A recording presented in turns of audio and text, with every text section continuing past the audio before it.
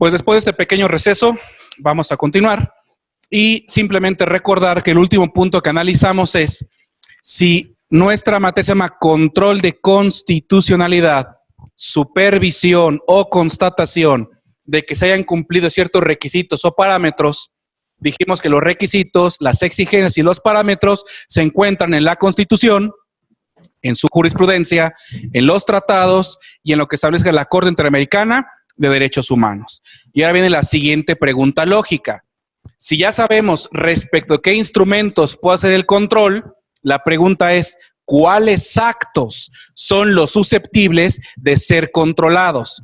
Esto es, ¿contra qué me puedo amparar? ¿Contra qué puedo ejercer un control de constitucionalidad? En una acción de inconstitucionalidad, en una controversia, en una declaratoria, ¿cuál es la materia? ¿Cuáles son los objetos contra los cuales puedo yo realizar ese control? Y la respuesta es muy sencilla. La encontramos en el artículo 1 de la Ley de Amparo. Artículo 1. Esto es, el control de constitucionalidad procede en contra de actos positivos, actos omisivos o contra normas generales. Dicho en otras palabras, el control de los actos de autoridad es contra actos positivos, un hacer, actos omisivos, un no hacer, o contra normas generales, que como lo vimos hace rato, entre comillas, puede proceder respecto de cualquier ley. Vamos a leer rápidamente el artículo 1 que dice, el juicio de amparo tiene por objeto resolver toda controversia que se suscite, fracción primera, por normas generales, actos u omisiones de autoridad que violen derechos humanos. Así que el control, la supervisión, la constatación es respecto de actos positivos, omisiones o normas generales. Ejemplos, actos positivos en el sistema acusatorio, una orden de aprehensión, una vinculación a proceso o una medida cautelar. Un acto omisivo en el sistema acusatorio. Omisión, no acceso a la carpeta de investigación. No se me facilitan copias. Negativa de un derecho de petición, no me responde. Normas generales, ¿qué leyes se pueden aplicar y qué leyes puedo combatir en el sistema acusatorio? Puede ser evidentemente el Código Nacional de Procedimientos Penales, los códigos penales sustantivos o el federal, Ley General de Víctimas, Ley General de Trata, de ejecución de sanciones penales, etcétera. Cualquier legislación. ¿Quedó claro, amigos? Así que todo esto es objeto del control. Maestra Mari, ¿la leo y la respondo? Bien, un paréntesis rápidamente. Un alumno pregunta, ¿qué opinión nos merece la resolución de la contradicción de tesis 293/2011? Y si esta no es contra el principio pro persona en sus dos vertientes, entiendo positiva y negativa. Bien, también es una pregunta que de alguna u otra manera la veremos la siguiente charla o en el siguiente módulo, cuando veamos sistema de control de constitucionalidad en México, haremos referencia a la 293/2011. Entonces, si me lo permiten, reservamos ese comentario para la siguiente clase. ¿Les parece? Ahí haremos esa reflexión. Bien, porque es un precedente evidentemente importante de la Corte, donde hace referencia a la relación existente entre la Constitución y los tratados, lo que conocemos como la famosa el bloque de constitucionalidad y cómo se aplica. Y quiero pensar que la respuesta va enfocada a que cuando hay contradicción, la Corte señaló que gana la Constitución. Y ahí donde me imagino se plantea el principio pro persona. Lo veremos, si me lo permiten, la siguiente charla, ¿de acuerdo? Cuando ya aterricemos propiamente en los sistemas. Bien, continuamos. Veamos la última parte del artículo 1, que remarca una vez más actos positivos, omisiones o normas generales. El último párrafo del artículo 1 dice, el amparo protege a las personas frente a normas generales, actos u omisiones. Bien, continuamos. Aplicada a nuestra materia, ¿qué significa la palabra sistema de control de constitucionalidad? ¿Cómo la podríamos ya interpretar?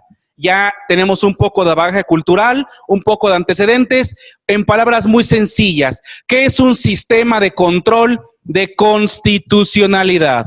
Vamos a leerlo en palabras muy sencillas.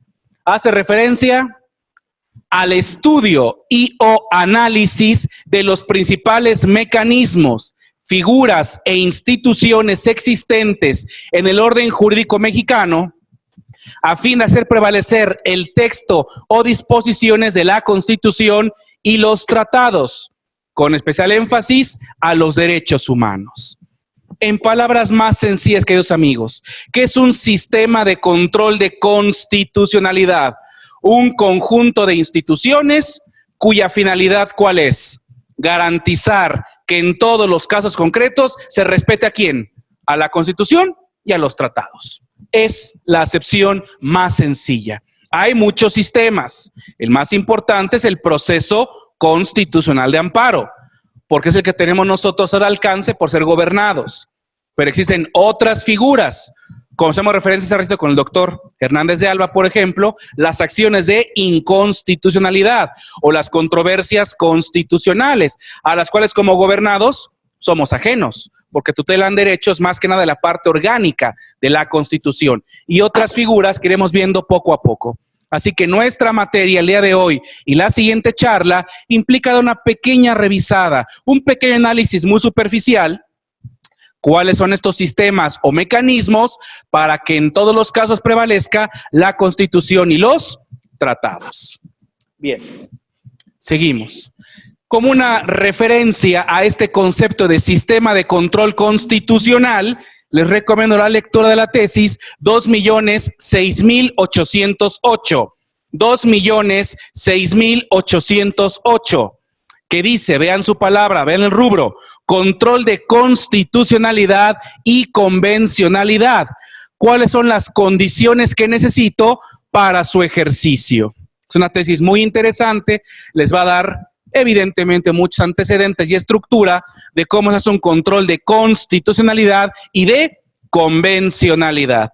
Me interesa rescatar esta palabra, esta expresión. Vean lo que dice. Esta obligación de ejercer el control, esta obligación se actualiza únicamente cuando el órgano jurisdiccional advierta que una norma contraviene derechos humanos contenidos en la Constitución o en los tratados, aun cuando no haya sido impugnada. Vean cómo la propia Corte establece un requisito, un precedente importante, que es principalmente para nosotros al alcance. ¿Cuándo puedo solicitar un control de constitucionalidad? ¿Cuándo puedo activarlo? En la medida de cada figura, acorde a cada una de sus procedencias, este se podrá activar. Tendremos legitimación cuando el acto, ¿qué cosa? Resulte violatorio de derechos humanos, ¿de acuerdo? Cuando el acto viole derechos humanos. Pero como esa es una maestría en derechos humanos, no podemos quedarnos con la expresión básica y simple de viola un derecho humano. Cuando le leo el acto, viola derechos humanos. Requerimos la expertise, la experticia del maestro en derecho procesal. Razón por la cual les hago una pregunta. Bueno, previamente, ¿cuál es el fundamento de este control? ¿Cuál es el fundamento de los sistemas de control de constitucionalidad? In genere. Su fundamento es el artículo 133. Una vez más, el artículo 133, pero en un apartado diferente, en la última parte, que dice, los jueces de cada entidad federativa se arreglarán a dicha Constitución y a los tratados, a pesar de las disposiciones en contrario que pueda haber en las constituciones o leyes de las entidades federativas. Si son ustedes acuciosos, vean ustedes cómo la redacción en esta segunda parte del 133 cambia. Ya no hace referencia a una jerarquía, constitución, tratados y normas generales. Ahora ya pareciera que los maneja como una unidad, como un conjunto. Ya la interpretación ya la vimos a luz del artículo primero de la Constitución. Repito, es cuestión simplemente de interpretar las normas. El 133 y el artículo primero no colisionan. Esta segunda parte es más clara. vean cómo es muy parecida la redacción del 133 con el artículo primero. Ambos constituyen fuente del sistema jurídico mexicano. Ambas se interrelacionan. Es la 293/2011 que me preguntaban hace rato. Lo daremos en la siguiente clase. Dice la Corte, son un conjunto homogéneo de derechos en la 293. ¿Qué significa? Constitución y tratado son de la misma naturaleza, lo que conocen bajo la teoría del bloque de constitucionalidad. Y vean cómo es muy clara la Constitución. Se arreglarán todos los jueces del país a la Constitución y a los tratados, sin importar que las leyes estatales o las leyes federales lo contradigan. Es un principio de supremacía constitucional y de control. Inaplica, desobedece, juez, estas leyes porque son contrarias ¿a quién? A la Constitución y a los tratados. Y ahora sí, como les decía, respecto de cuál parte de la Constitución mexicana se puede realizar un control. Pregunta de maestro en Derecho. Respecto de cuál parte de la Constitución se puede ejercer un control. Les dije hace rato que el presupuesto básico, mínimo, para ejercer un control de un acto positivo, de un acto omisivo o de una norma general, es que viole derechos humanos. ¿En dónde se encuentran consagrados los derechos humanos? ¿En qué parte de la Constitución? En la parte dogmática. Entonces, a priori, se diría que únicamente puedo pedir un control respecto de la parte dogmática, a priori. Pero hace rato el doctor Hernández de Alba nos pone un ejemplo y nos trasladaba al artículo 103 de la Constitución, que no es parte dogmática, es parte orgánica. Por eso le comentaba a mi doctor hace ratito que había una tesis que le más o menos contestaba sobre el tema de competencia que platicamos, que sí se puede estructurar conceptos de violación o de agravio o violaciones, aunque no sea la parte dogmática. También se puede cuestionar la parte orgánica. Así que pueden ampliar ustedes ya su espectro de argumentación. ¿Cuál es el fundamento? La tesis 2.018.732. 2.018.732. Vean el rubro, es muy claro. Parte orgánica de la Constitución, no dogmática, orgánica, es apta para invocarse como parámetro de control de regularidad en el juicio de amparo. Así que vamos a responder como el maestro en Derecho Procesal de Amparo, que son ustedes ya. La parte dogmática de la Constitución, per se, por antonomasia, por excelencia, consagra derechos humanos, pero no en exclusiva. No es la única parte de la Constitución que puede ser tutelada a través de los sistemas de control. Hay otros apartados, como puede ser la parte orgánica, que se puede invocar para ejercer un control de constitucionalidad. Solamente hay que aclarar, subráyenlo. La Corte es muy enfática. En la última parte dice, en el juicio de amparo. Por eso en el maravilloso ejemplo que el doctor Hernández de Alba nos señalaba, para invocar parte orgánica, para cuestionar o escrutar parte orgánica, ¿cuál es el presupuesto lógico que necesitamos? Encontrar un derecho humano. Porque la parte orgánica, lo dijimos hace rato, es la que regula principalmente ¿qué cosa? Principios de estructuración del Estado, división de funciones, pesos y contrapesos. Su naturaleza, entre comillas, no es la de consagrar derechos humanos. Para eso está la parte dogmática, pero no es excluyente. No es, evidentemente, una situación contraria que algún derecho humano lo podamos encontrar en la parte orgánica y se pueda hacer valer. Pusimos ejemplo ya de la competencia, artículo 103, fracción primera. Por eso la Corte nos va a decir en esta tesis, que sugiero su lectura, por favor, de la ejecutoria, no de la tesis, nos va a señalar la Corte que el presupuesto lógico y necesario es que en la parte orgánica se consagre un derecho humano en favor de los gobernados. Sin derecho humano, amigos, no tienen interés jurídico ni legítimo. Y si no tienen interés jurídico ni legítimo, no tienen llave para aperturar el amparo.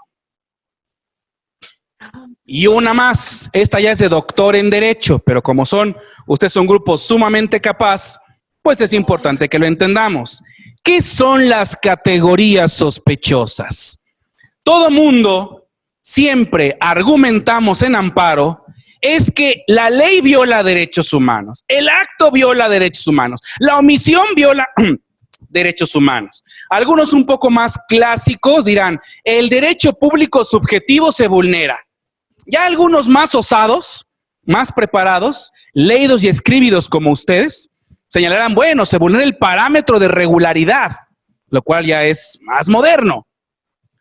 Pero poca gente argumenta bajo el sospechosismo. No, pero es otra expresión política. Las categorías sospechosas.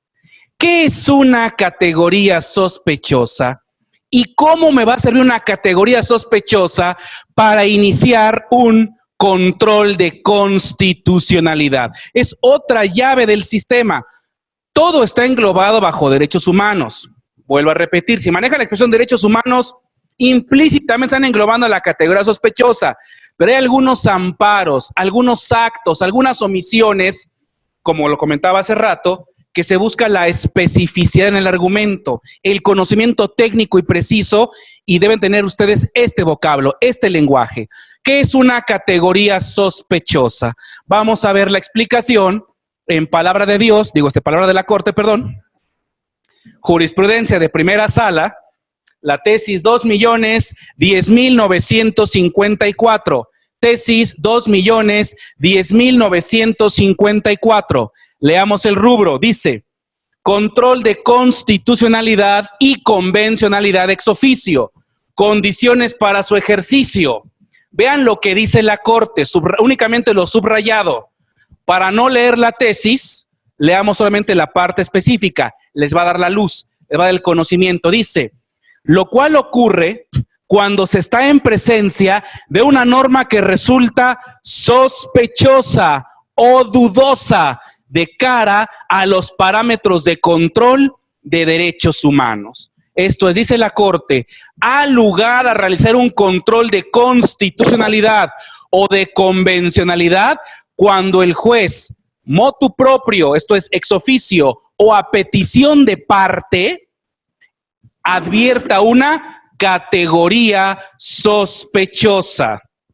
La Corte lo refiere como una norma que resulte sospechosa o dudosa frente a los parámetros. ¿Qué es eso de sospecha o duda?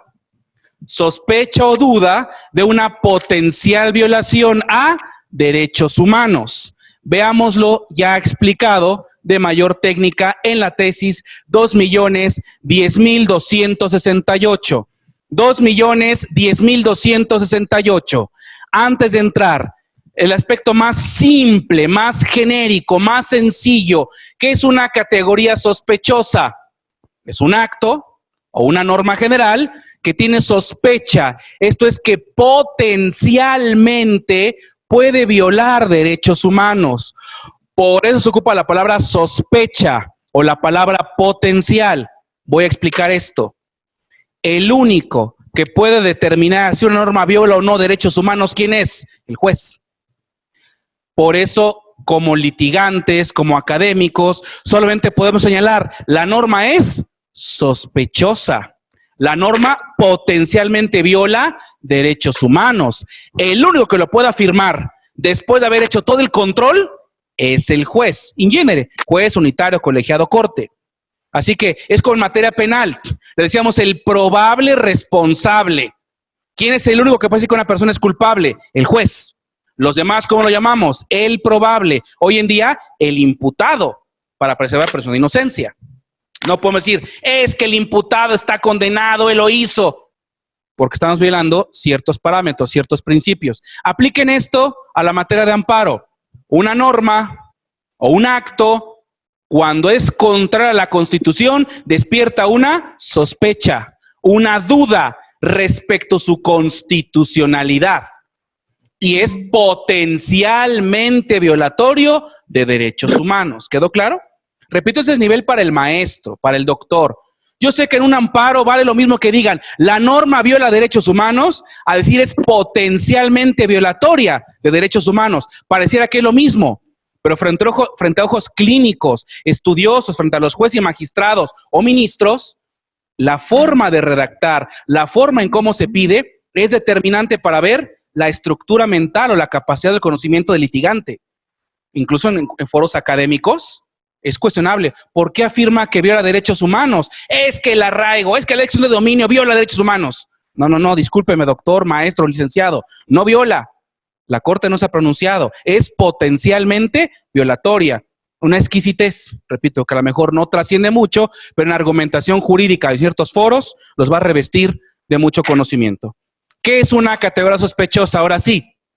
Es una violación muy específica a una categoría, a ciertos núcleos que se encuentran en situaciones de riesgo. Veamos ustedes. La tesis dice, categorías sospechosas, ahí está ya la expresión, es de la Corte, categoría sospechosa, su inclusión de nuevas formas de estas en las constituciones y en la jurisprudencia atiende al carácter evolutivo de la interpretación de los derechos humanos. Vean lo que la Corte nos está diciendo. El puro rubro es muy claro, pareciera confuso. En esencia, en palabras muy sencillas, y como lo vamos a leer, ¿qué nos dice la Corte? Es importante que ustedes tengan en cuenta qué tipo de categorías sospechosas existen. Esto es, potenciales violaciones a derechos humanos, para que las puedan ustedes argumentar, para que las puedan amplificar la tutela. Dice la Corte, la Constitución las incluye para poder amplificar la tutela judicial efectiva. ¿Qué es una categoría sospechosa? Dice, la razón de tener un catálogo de categorías sospechosas es resaltar de manera no limitativa que existen ciertas características o atributos en las personas que han sido históricamente tomados en cuenta para categorizar, para excluir, para marginalizar o para discriminar a quienes las tienen, a quienes han sido asociados con esos atributos o características. Dice, así por ejemplo, las categorías de sexo, raza, color, origen nacional, posición económica, opiniones políticas o cualquier otra condición o situación social son las principales categorías sospechosas. Así que la categoría sospechosa hace referencia a dos conceptos, discriminación y cosificación. Como ven, repito, todo puede englobarse en violación a derecho humano, pues, a la igualdad.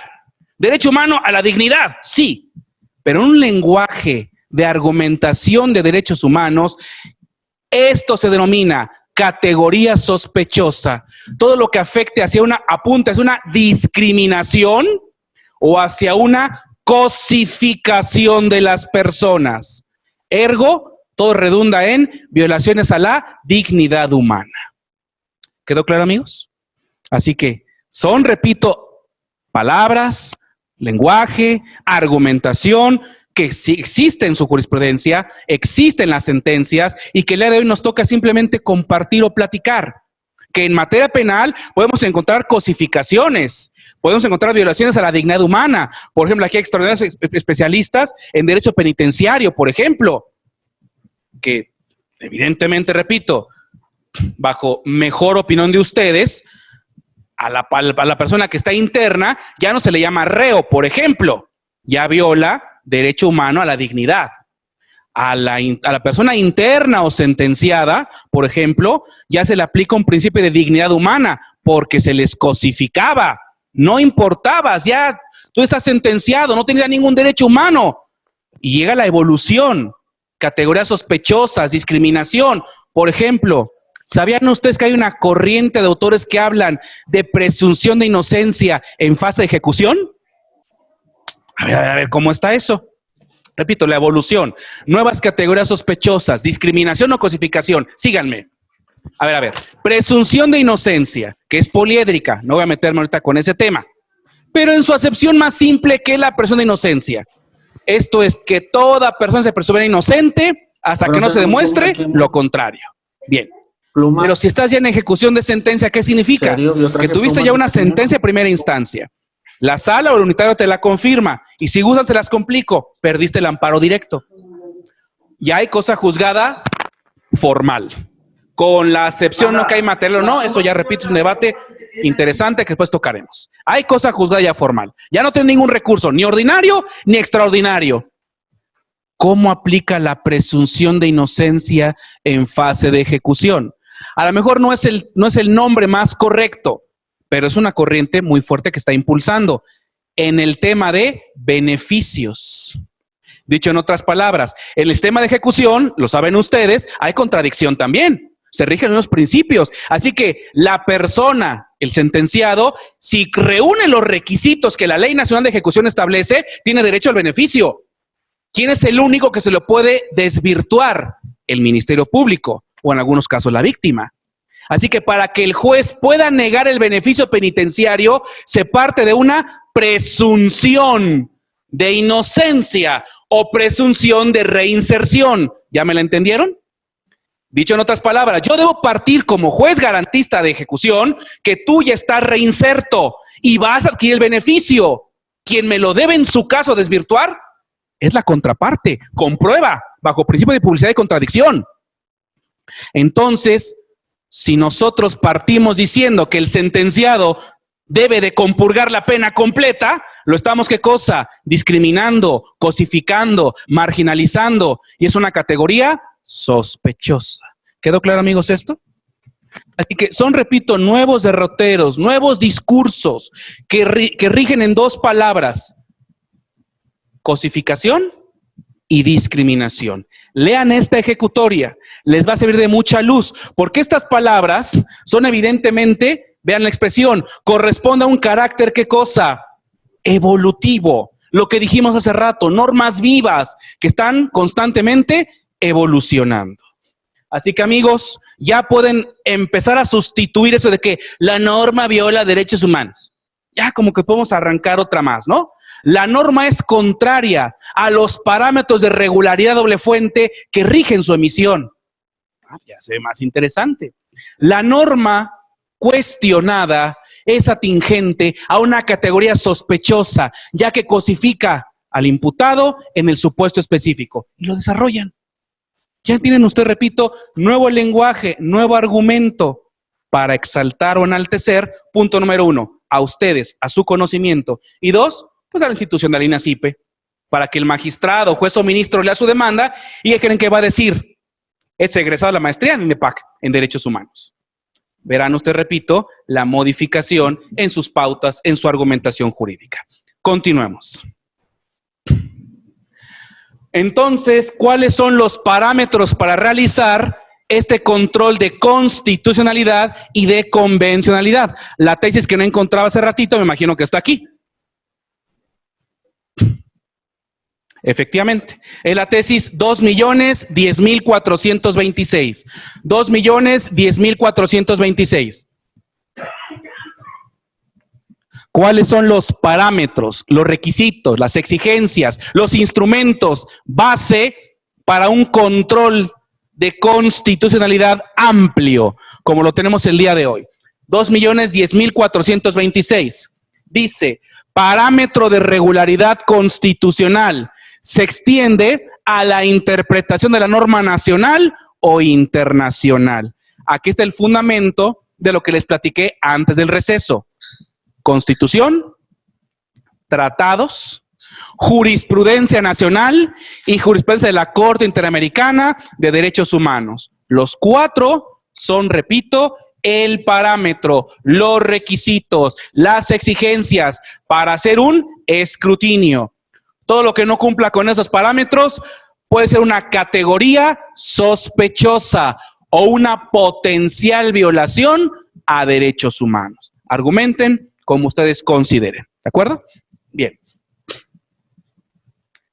22. Ya estamos avanzando, no se preocupen. Repito, voy un poquito rápido, no quiero entrar en mayores temas, pero ahorita viene una parte histórica que es necesario leer, ni modo, pero sigamos con algunos aspectos prácticos. Ya estamos finalizando. Dice, ¿Cuál fue la necesidad o motivo que originó la creación de los sistemas de control de constitucionalidad en el mundo? Regresamos un poquito de historia, traté de hacerlos ameno, un poquito de historia al principio, luego un poco de praxis en el centro y cerramos ya con un poquito más de historia para poder finalizar la clase como lo comentamos, en tiempo y forma. Así que la pregunta es, ¿cuál fue la necesidad? ¿Qué creen en el mundo a nivel global? ¿Cuál fue la necesidad que motivó la creación de los sistemas de control de constitucionalidad? La respuesta ya la tienen, es obvia, es lógica. Las disposiciones constitucionales no son meras declaraciones carentes de vinculación, no son expresiones normativas aspiracionales y mucho menos concesiones graciosas por parte del Estado, cuyo cumplimiento queda a la buena voluntad de las autoridades.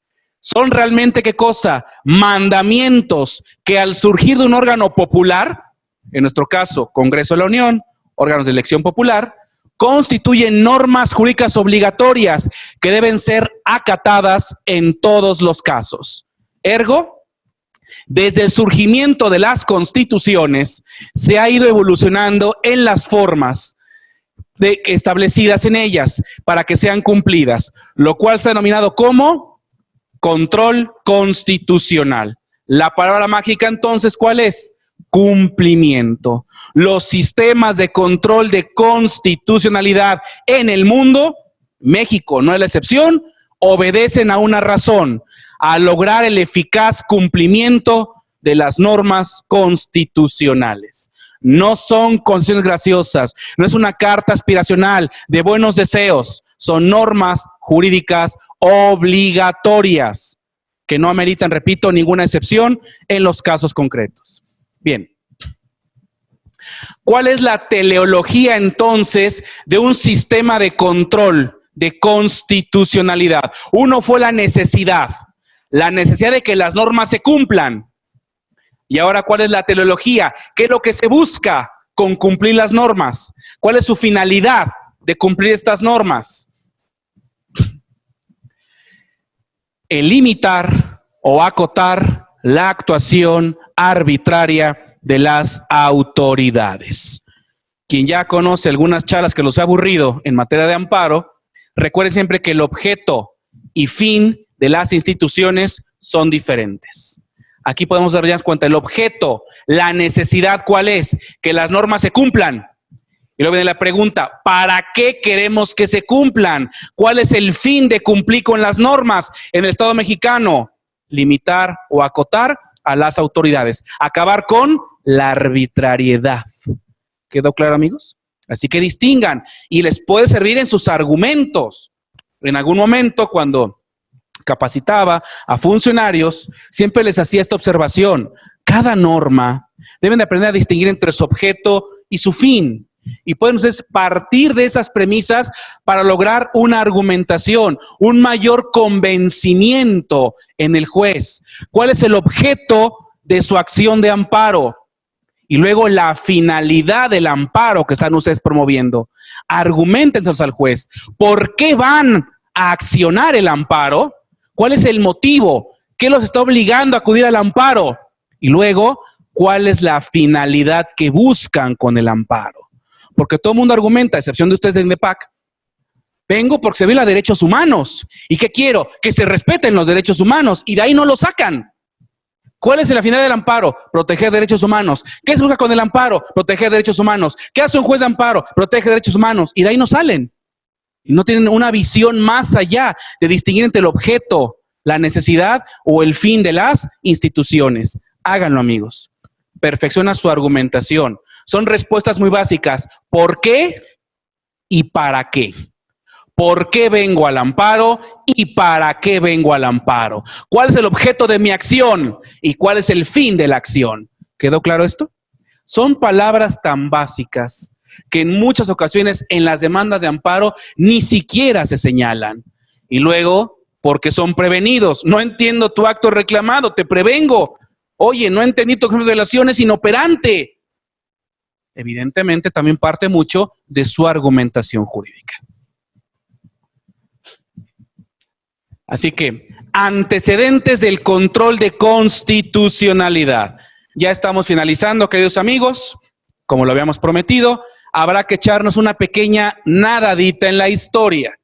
No conozco ningún abogado que se precie de ser maestro en amparo o en derechos humanos o en control constitucional que no conozca por lo menos los orígenes del control difuso, los orígenes del control concentrado y un precedente muy importante, Marbury versus Madison de Estados Unidos.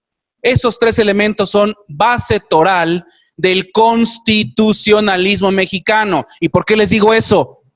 Porque el constituyente del 57, Juárez y compañía, ¿en qué constitución se basó para crear la del 57? En la Constitución gringa. Veamos simplemente nuestra denominación como país. Somos Estados Unidos mexicanos. ¿Qué régimen tenemos? Presidencial, legislativo, bicameral. Y somos una república. Somos muy parecidos al sistema anglosajón. Tomamos antecedente.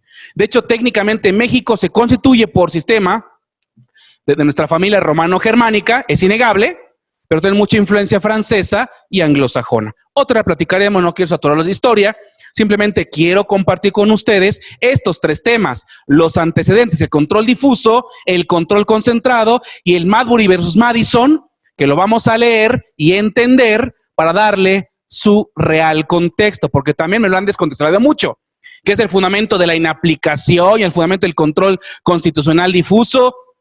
Híjoles, hay que darle su acepción correcta a este precedente. Son ustedes maestros en derecho procesal, vamos a analizarlo. Calculo 40 minutos y estamos finalizando, ¿de acuerdo? Bien, para que podamos ya ir a descansar, a estudiar, a repasar, pasar limpio los apuntes, a bajar las ejecutorias, aplica igual para los compañeros en línea, por favor, para que puedan ustedes, repito, continuar con este conocimiento. Antecedentes. Es muy importante entender que el control de constitucionalidad no nació concomitante a las constituciones. Primera premisa, vuelvo a repetir, cuando surgen las primeras constituciones no preveían un sistema de control de constitucionalidad. Eran básicas, incipientes, primigenias, solamente consagraban derechos, consagraban algunos límites, no consagraban sistemas para proteger a la propia Constitución. Los controles de constitucionalidad surgen a posteriori, cuando se dan cuenta los gobernados que sus constituciones se las pasaban por el arco del triunfo, que nadie les hacía caso. Así que la creación de los sistemas de control constitucionales no son concomitantes a las constituciones, son un producto de la lucha social para reivindicar a la Constitución, para lograr precisamente el cumplimiento de la Constitución. Es importante que entiendan esto. Por eso tuvimos dos sistemas, dos influencias, el europeo y el americano. Por eso hay dos grandes familias, el control difuso y el control concentrado. Y veremos la siguiente clase, México, por cuál se decantó, por el concentrado, por el difuso o por una postura híbrida. Es importante que entendamos esta parte.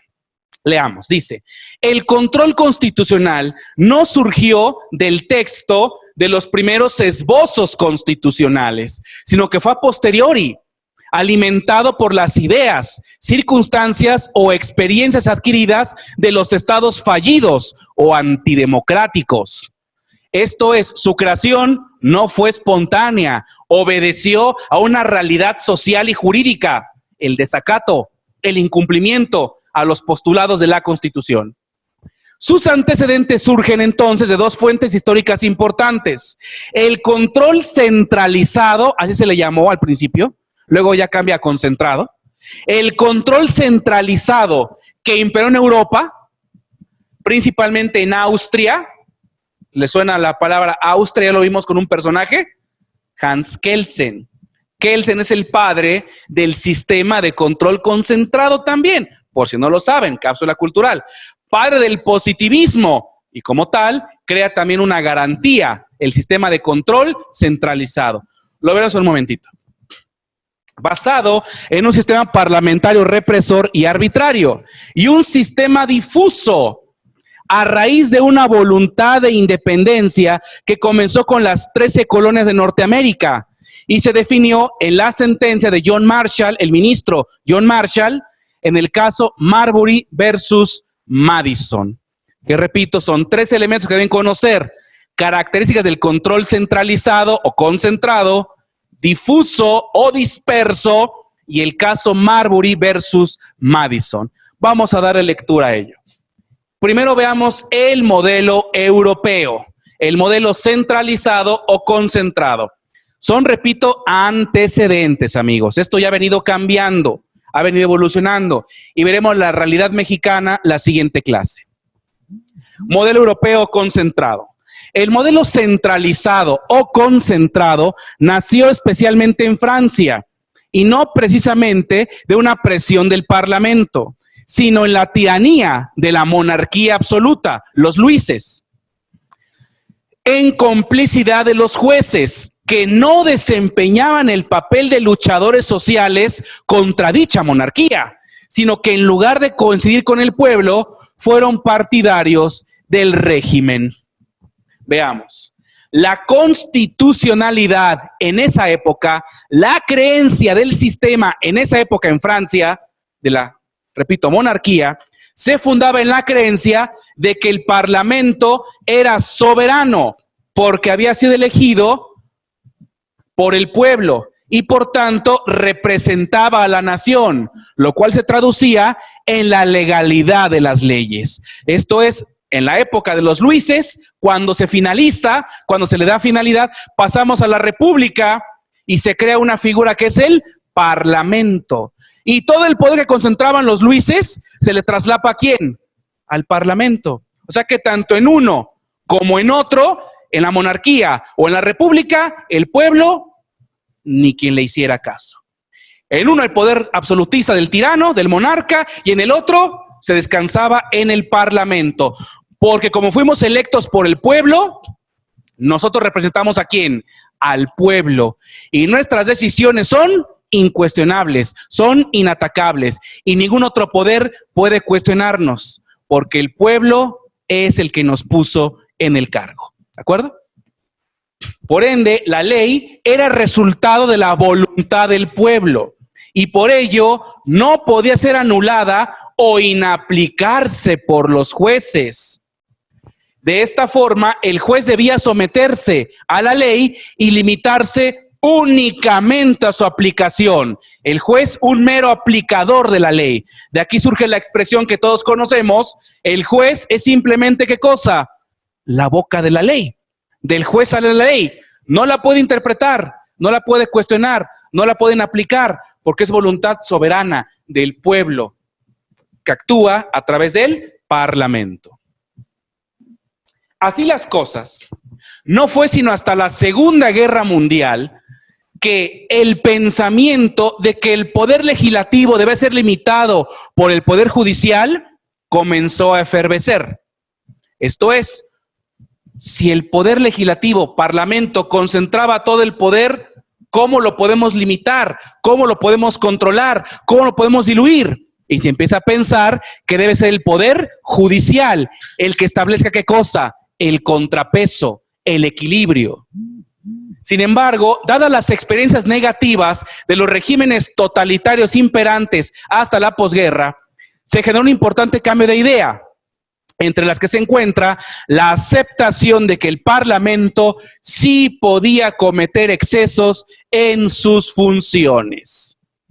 Así que el Parlamento empezaba a perder, en pocas palabras, legitimación.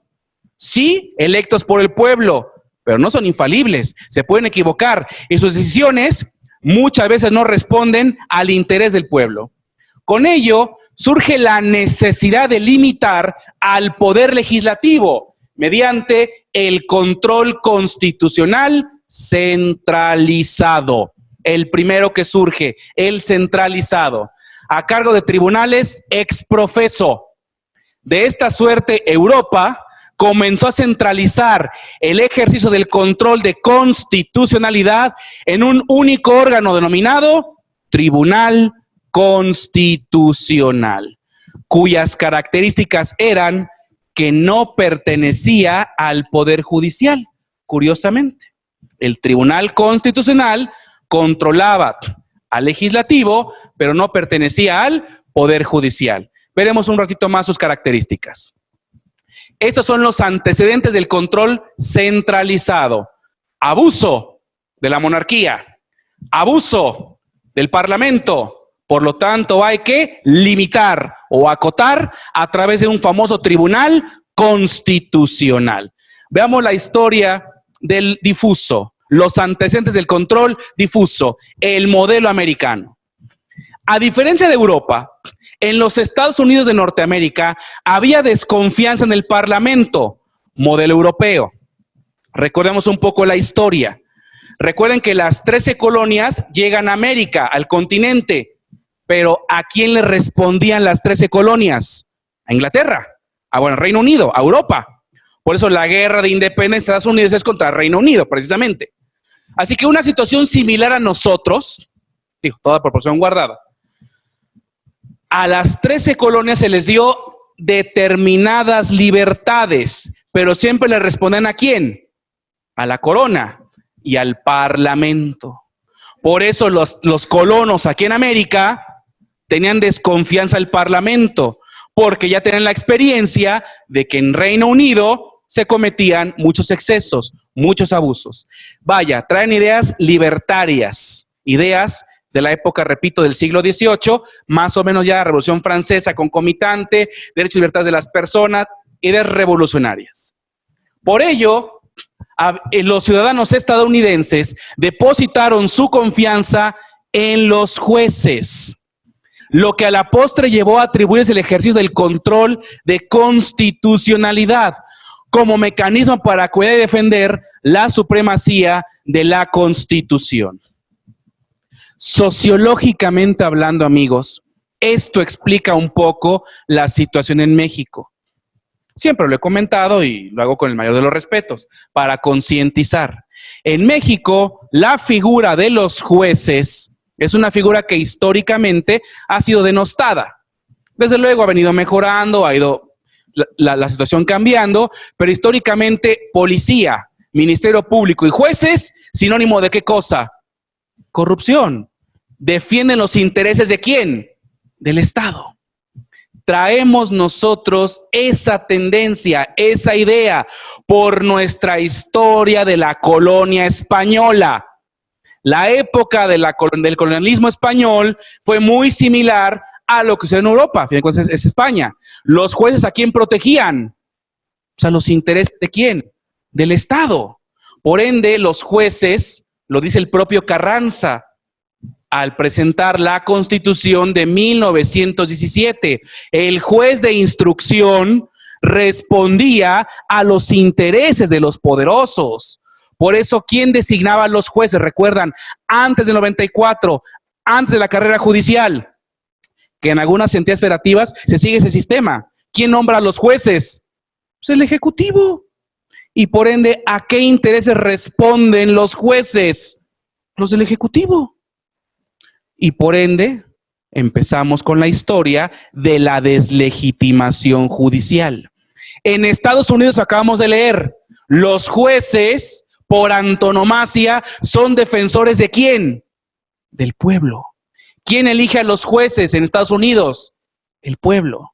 Los intereses de los jueces, ¿en quién descansan? ¿En la defensa de quién? De los jueces. Así que, amigos, sé que aquí habrá muchos compañeros que habrán ido a Estados Unidos, seguramente, a advertir audiencias del sistema acusatorio en Estados Unidos. Yo les pregunto, cuando van a las audiencias en Estados Unidos, ¿es el mismo ambiente que se respira en México, en los juzgados de México? Bueno, no vayamos muy lejos. El mexicano, cuando brinca el charco del Río Bravo y se va a Estados Unidos, cuando llega el mexicano a un parque, ¿lo han visto tirando basura? ¿Diciendo groserías? ¿Manejando exceso de velocidad?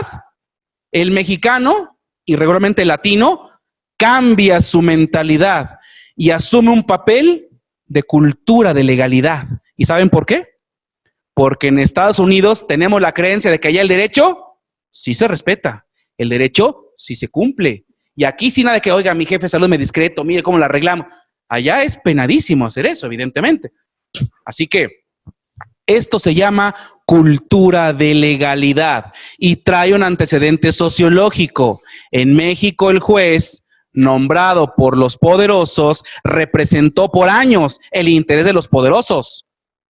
En Estados Unidos, los jueces, desde su nombramiento, protegían ¿a quién? A los intereses del pueblo.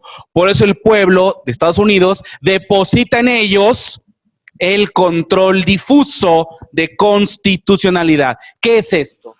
Por ello, con la necesidad de limitar el poder de las legislaturas, que solo representaban intereses de mayorías irracionales, en perjuicio de las minorías, surgió la figura del Judicial Review, que lo traducimos como revisión judicial, una acción de revisión judicial, Judicial Review, la cual no es otra cosa más que la doctrina en la cual la actividad de los poderes legislativos y ejecutivo está sujeta al escrutinio judicial. Montesquieu, francés, ya asentado en la praxis. Pesos y contrapesos. El judicial es el equilibrio y el controlador de los otros poderes. Es decir, los jueces pueden invalidar actos del Estado a través del Poder Judicial. Invalidar actos son incompatibles con la Constitución. Los colonos americanos, entonces, empezaron a ocupar a la Constitución como un derecho que ni siquiera el Parlamento podía contradecir. Con ello, pretendieron justificar la existencia de límites al poder legislativo del Estado opresor y ante su incumplimiento, su lucha por la independencia. Alexis de Tocqueville, que fue en este caso uno de los más importantes ideólogos del liberalismo, afirmó lo siguiente. Vean palabras de Tocqueville con respecto al sistema americano. Un europeo criticando, analizando al sistema americano. Vean lo que dice. Los americanos han establecido el poder judicial como contrapeso y barrera del legislativo. Lo han hecho un poder legislativo de primer orden. El juez americano se parece, por tanto, perfectamente a los magistrados de otras naciones. Sin embargo, está revestido de un inmenso poder político que estos no tienen. Su poder forma la más terrible barrera contra los excesos de la legislatura. La causa está en este solo hecho. Los americanos han reconocido a los jueces el derecho a fundar sus decisiones sobre la Constitución, más que sobre las leyes. En otros términos, le han permitido no aplicar las leyes que les parezcan inconstitucionales. Por eso advierten ustedes que en Estados Unidos, los que han ido y los que no ven algunas películas, siempre en las películas gringas, ¿qué sucede? Cuando la persona, la actriz, el protagonista está a punto ya de perder todo, siempre aparece el cuate que agarra el libro y miren, acabo de encontrar el precedente que en 1805 tal juez resolvió de esta manera. Y es un precedente que obliga a ¿quiénes? A los otros jueces, porque está fundada en ¿qué cosa? En el respeto a la Constitución. ¿Y qué es la Constitución? Los valores y la ideología del pueblo americano. Por eso ven que hasta en los juicios, en los procesos, primero que se hace, se jura por encima de ¿quién? De la Constitución. Esto es, estás jurando por la esencia misma del Estado del cual tú formas parte. Es un principio a ultranza de supremacía constitucional. Y si los jueces son por antonomasia el resguardo de la Constitución, ¿por qué creen que la respetabilidad de los jueces en Estados Unidos es diferente en otros países como en México? No vayamos muy lejos. Una sola diferencia. El famosísimo all rise. ¿No es así? Entra el juez y el famoso all rise. ¿Y por años qué hicimos? Nada. Y lo digo con muchísimo respeto. En audiencias que he visto, entra el juez y ¿qué hace aquí el secretario, el asistente? Póngase bien para recibir al juez. Y lo digo con mucho respeto y crítica constructiva, ¿eh? El juez entra nervioso, ¿Lo notan ustedes como apurado, como acelerado? Llega y luego, arrancamos la audiencia. Como no demostrando esa, ¿cómo podemos llamarlo? Majestuosidad del cargo, si lo quieren ver en palabras de Estados Unidos. Nerviosos, como asustados al principio, algunos de ellos, unos muy acelerados, muy apresurados, y muchas personas ni siquiera se ponen de pie. Lo critican, ahí están con los celulares, ahí están durmiéndose en las audiencias. Es la palabra clave, respetabilidad de la investidura. El origen histórico y sociológico de la respetabilidad es distinto en México que en Estados Unidos. Aquí vamos por buen camino, se va trabajando. En Estados Unidos tienen años ya con este esquema. Quien falte respeto a la autoridad en Estados Unidos, ni les digo, Y con el debido respeto, ¿cuántas veces no hemos visto que aquí se termina la audiencia, se apagan las cámaras y ¿qué hace el imputado? Se va a los golpes contra la víctima, le reclama al defensor, la familia ha agredido propiamente a los defensores por no cumplir o al Ministerio Público por hacer su trabajo. Repito, respetabilidad es la palabra clave. Bien, veamos la sentencia de John Marshall en 1803. ¿Cuál es la sentencia del caso Marbury versus Madison? Vamos a leer los antecedentes. Un parteaguas importante del control constitucional lo fue la sentencia dictada por John Marshall en 1803. Vean ustedes, bicentenaria esta sentencia y la seguimos analizando y estudiando. Génesis de la teoría de la supremacía de las constituciones, misma que se encuentra adoptada y reconocida en diversos órdenes jurídicos, como lo es México también. La mayor parte de los textos fundamentales en el mundo contemplan diversas vías para garantizar y defender la superioridad de la Carta Magna ante los demás ordenamientos normativos. Es un hecho que la sentencia Marbury versus Madison constituye el antecedente más importante del control difuso de constitucionalidad.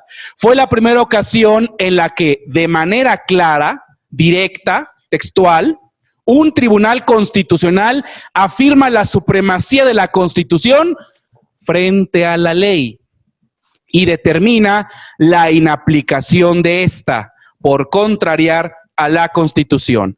Vamos a ver los antecedentes históricos. Síntesis del caso. Muy sintetizado, amigos, Lo más esencial que les traigo, más masticadito en la boca, pero sugiero que la lean, por favor. Es muy ilustrativa, es muy importante.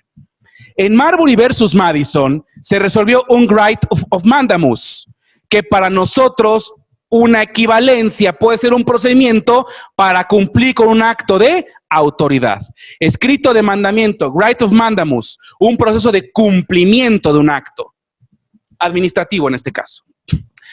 De inicio, conviene mencionar que el ponente en el caso fue John Marshall, uno de los más importantes jueces en la historia de los Estados Unidos, quien asumió la presidencia de la Corte en 1801, en un contexto en que el Poder Judicial se encontraba devaluado y carecía de protagonismo. Es aquí cuando decimos que a golpe de sentencias, los jueces de Estados Unidos recobraron su legitimación. Marshall fue el primer golpe de mallete para recuperar la legitimación. El presidente de Estados Unidos en aquella época era John Adams, del Partido Federal, mismo que fue relevado por Thomas Jefferson, del Partido Republicano. ¿Y esto por qué se los comento? Es crucial. Días antes de finalizar su encargo, el gobierno de Adams designó a varios jueces de paz para Estados Unidos. En este proceso de designación se involucraba el nombramiento por parte del presidente, pero tenía que ser ratificado por parte del Congreso. Entonces vean ustedes, el presidente Adams, faltando pocos días para que acabara su encargo y entrara un presidente del partido contrario, nombra jueces. Pero el presidente solo tiene la atribución de nombrarlos. El Congreso tiene que ratificarlos. ¿Qué sucedió? Razón por la cual se exigía, como acto de perfeccionamiento formal, que el documento solo de nombramiento fuera sellado y remitido al Senado por correo. ¿A cargo de quién? Del secretario de Estado, que el equivalente para nosotros es como secretario de Gobernación.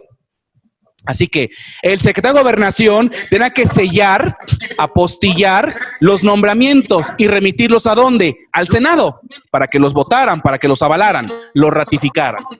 De esta forma, William Marbury, una de las partes, Madison versus Marbury, William Marbury fue nombrado juez de paz casi el último día del gobierno federal y al referido secretario de Estado no le alcanzó el tiempo para sellar y enviar todos los nombramientos de jueces ante el Senado. Entre ellos, no se alcanzó a enviar el de William Marbury.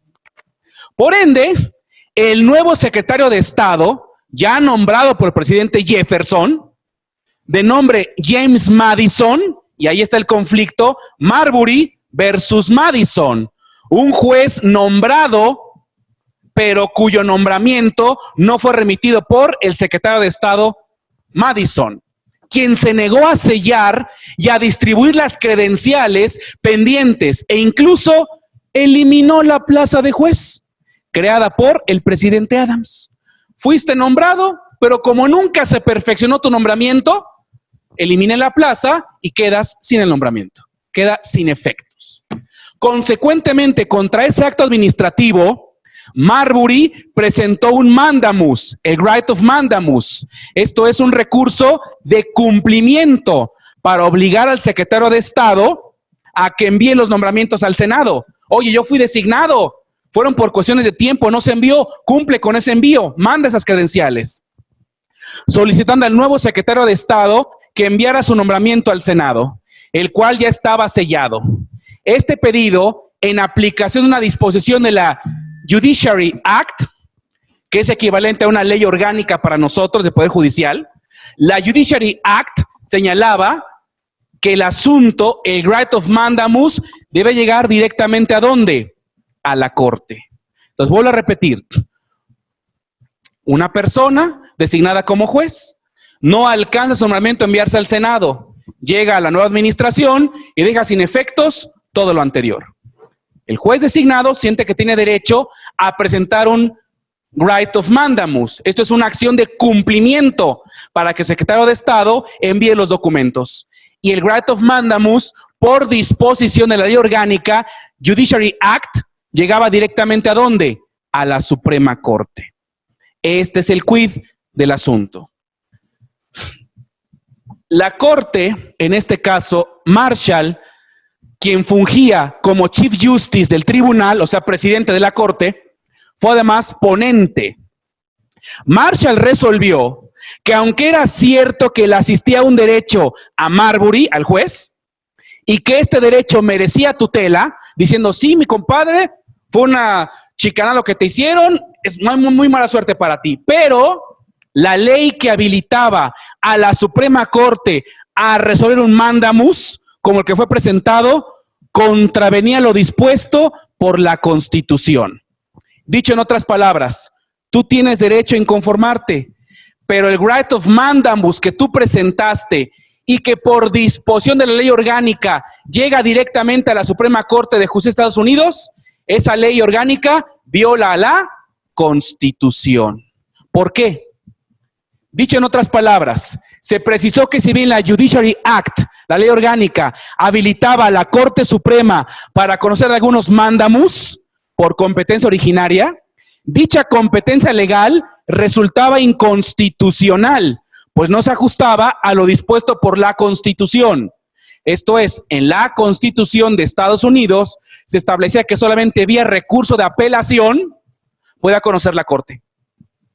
El legislador ordinario establece que no nada más por apelación, también por Writ of Mandamus, también por acción de cumplimiento. Dicho en otras palabras, la acción de cumplimiento no tenía sustento constitucional, porque fue una creación del legislador secundario en una ley orgánica. No tenía fundamento en la Constitución, sino en la ley orgánica. ¿He sido claro en esto? Entonces llega John Marshall y dice, es cierto, te asiste un derecho, pero la vía del Writ of Mandamus no es acorde con la Constitución, porque el legislador se brincó la tranca y creó un supuesto, el Writ of Mandamus, que no está reconocido en la Constitución. En esta línea de pensamiento, la Corte sostuvo que la Constitución establecía límites para los poderes públicos. Ya escudriñamos esa parte. Los cuales no pueden ser rebasados por los poderes públicos. Prohibición que había sido desatendida por el Congreso cuando crearon la Judiciary Act. Y lo más relevante, precisó que cuando una se oponía a la Constitución, una ley se oponía a la Constitución, esta dejaba de ser válida. Y siendo así, declaró que la ley que establecía la competencia de la Corte para resolver mandamus de manera directa no puede ser aplicada por inconstitucional. Es el primer precedente moderno de inaplicación directa de una ley por violación ¿a dónde? A la Constitución. Es un control, repito, de constitucionalidad. ¿Cuáles son las dos aportaciones más importantes de Madison versus Marbury? En este precedente, la Corte Suprema no solo afianzó el valor de la Constitución, sino también su propia legitimidad y su propio poder. Esto es, la Corte pone un parteaguas, da un golpe, se respeta la Constitución por encima de cualquier otro poder. Marbury se ha consolidado en el tiempo como la sentencia símbolo de una judicial review. Esto es el modelo de control difuso de constitucionalidad.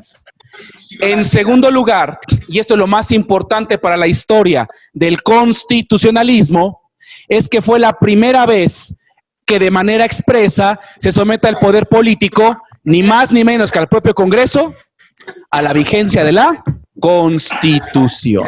Recuerden lo que se dijo al principio, el Poder Judicial en Estados Unidos estaba deslegitimado. El Congreso había asumido el rol protagónico en esa época. Llega Marshall y la Corte, ¿y qué dicen? Señores, la protagonista es la Constitución, y nosotros somos sus defensores y sus guardianes. Y de ahí se arranca con la doctrina del control difuso. Características del control concentrado. Ya que estudiamos los antecedentes históricos de cada uno, veamos sus características. Finalizamos con el modelo mexicano y la siguiente charla analizaremos ya a fondo cómo nuestro sistema trabaja en los controles de constitucionalidad. El sistema concentrado europeo concentra el ejercicio del control constitucional en un solo órgano. Este órgano es un tribunal constitucional, por eso es centralizado o concentrado. Se concentra, se centraliza en un solo órgano. Lo que se busca del órgano judicial es una declaración de inconstitucionalidad de la norma impugnada. De ahí que la norma sea el objeto central de la impugnación. Dicho en otras palabras, en el sistema concentrado no se tocan temas de legalidad. Únicamente el tema es constitucionalidad. Solo se impugnan normas contrarias a la Constitución, ningún otro tipo de acto. En otras palabras, se le cuestiona al juez concentrado si cierta norma es contraria o no al texto de la Constitución. En estos casos, la sentencia debe ocuparse únicamente, expresamente, de la norma impugnada, de inconstitucional, a fin de determinar si se ajusta o no a la Constitución, si cualitativamente responde al principio de supremacía constitucional. Un tribunal o corte constitucional es aquel órgano entonces que tiene a su cargo principalmente hacer efectiva la primacía de la Constitución, revisando la adecuación que existe entre las leyes y cualquier otro producto legislativo. ¿Directamente contra quién? Contra la Constitución. Ahora, ¿cuáles son las características del sistema difuso?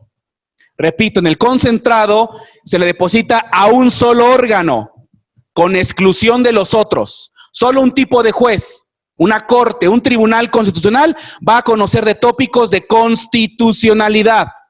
Solamente va a analizar la adecuación o respeto entre la ley y la Constitución, y evidentemente para invalidar esas leyes.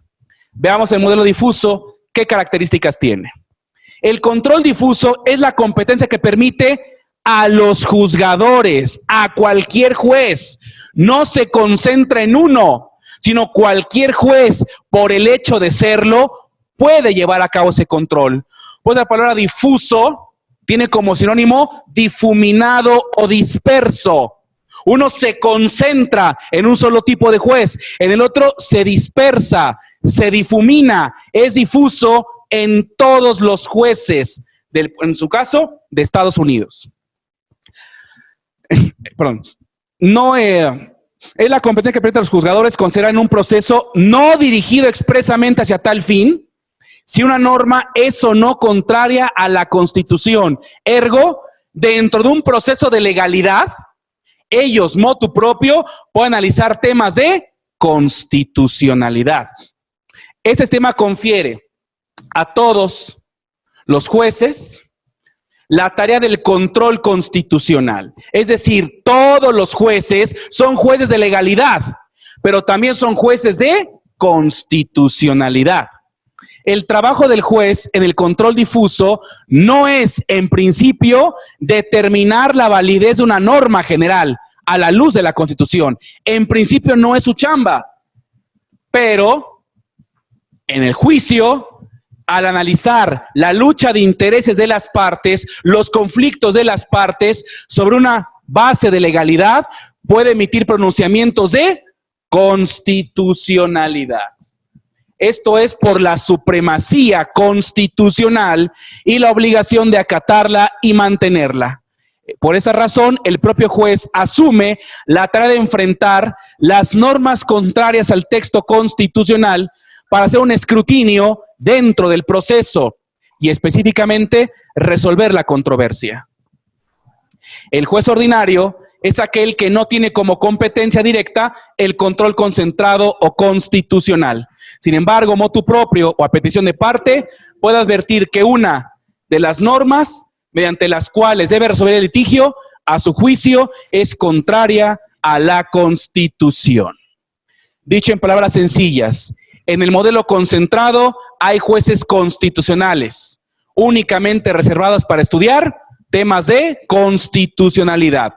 El modelo difuso son jueces ordinarios. Cualquier juez lo puede hacer a la luz de un asunto de legalidad. En ambos casos se busca hacer prevalecer el principio de supremacía constitucional. Ahí están los antecedentes y las características de los dos principales modelos, difuso y concentrado, más el precedente de Marbury versus Madison. Cerramos entonces con el modelo mexicano. A la luz de estas reflexiones, ¿cuál es el modelo mexicano, amigos? En la mayoría de los países latinoamericanos han surgido sistemas mixtos con múltiples variantes, pues, salvo los principales países creados de modos originales, los mixtos se han formado por imitación o recepción de los otros sistemas. Y como cada país tiene su propia realidad, recogieron aspectos de esta última, dando... Hijo, ¿está la línea? ¿No alcanzo a leer? ¿Y dando qué? Reconocimiento a... Ok. Reconocimiento a... Aquí está. ¿Es en la siguiente? Dice, resultan recogiendo aspectos de esta última y dando nacimiento a sistemas bastante diferenciados. Aparecen tribunales constitucionales de última instancia interrelacionados con el actuar difuso de la justicia común. Tal es el caso actual de México. Dicho en otras palabras, amigos, en México durante muchos años tuvimos un control concentrado. Solamente jueces del Poder Judicial de la Federación eran los únicos facultados para realizar el control de constitucionalidad. Era un control concentrado, reservado al Poder Judicial de la Federación. Eran jueces constitucionales. Pero merced de la reforma de 2011 en materia de derechos humanos y el precedente que se invoca precisamente en la pregunta que dejé pendiente, que es la contradicción de tesis 293/2011, se cambia el modelo y ahora tenemos un modelo mixto. Esto es, no desaparece el control concentrado. El amparo sigue estando en manos del Poder Judicial de la Federación en exclusiva, pero se amplía se magnifica la tutela y ahora se da una oportunidad de un control difuso a todos los jueces del país. Únicamente, repito, por el hecho de ser jueces, con sus respectivas diferencias, que veremos la siguiente clase. La diferencia más importante estriba en que los jueces de control concentrado pueden expulsar normas con efectos erga omnes y los jueces de control difuso solamente pueden inaplicarlas con efecto y trascendencia solo entre las partes. Aspectos que detallaremos la siguiente clase, junto con las acciones y las controversias. Y la declaratoria general de inconstitucionalidad, que repito, es una figura poco usada, solo una vez la Corte la ha usado, en 9 años, pero aún así es importante que la podamos entender. Así que, queridos amigos, para finalizar, después de este pequeño viaje histórico, que como pueden darse cuenta nos rentamos desde Grecia hasta la reforma de 2011, espero hayan advertido ustedes la importancia de la materia de la teoría constitucional. ¿Qué es una constitución? ¿Para qué fue creada? ¿Y cuál es la necesidad de tener una constitución y los principios que la rigen? Pero más importante aún, les dije al principio de la charla, y ahora sí ya me entienden, la materia denominada sistemas de control de constitucionalidad es una parte importante de la teoría constitucional. Tan importante es que son los mecanismos para hacer valer o para hacer cumplir los mandamientos de la Constitución.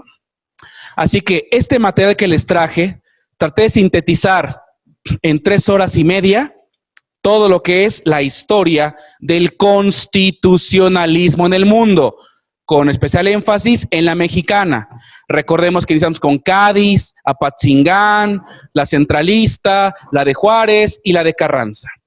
Mi única súplica de amigo, porque para mí son, repito, amigos, no es una clase, es una charla entre colegas, se vengo a aprender mucho de ustedes, es, amigos, deben tomar ustedes en cuenta que antes de querer ser buenos amparistas, deben manejar primero un poco de teoría del Estado y teoría constitucional, porque de lo contrario vamos a dar golpes de ciego y no vamos a entender o darle toda la magnificencia al argumento, toda la importancia al argumento. Lo único que traté de hacer es sintetizarles en estas 3 horas y media un cúmulo de años de conocimiento al cual respetuosamente como amigo los invito a que abreven conocimiento, a que accedan directamente a él. Ya tienen los precedentes, ya tienen un poco de aspectos históricos, de manera autodidacta, por favor, háganlo ustedes en su casa.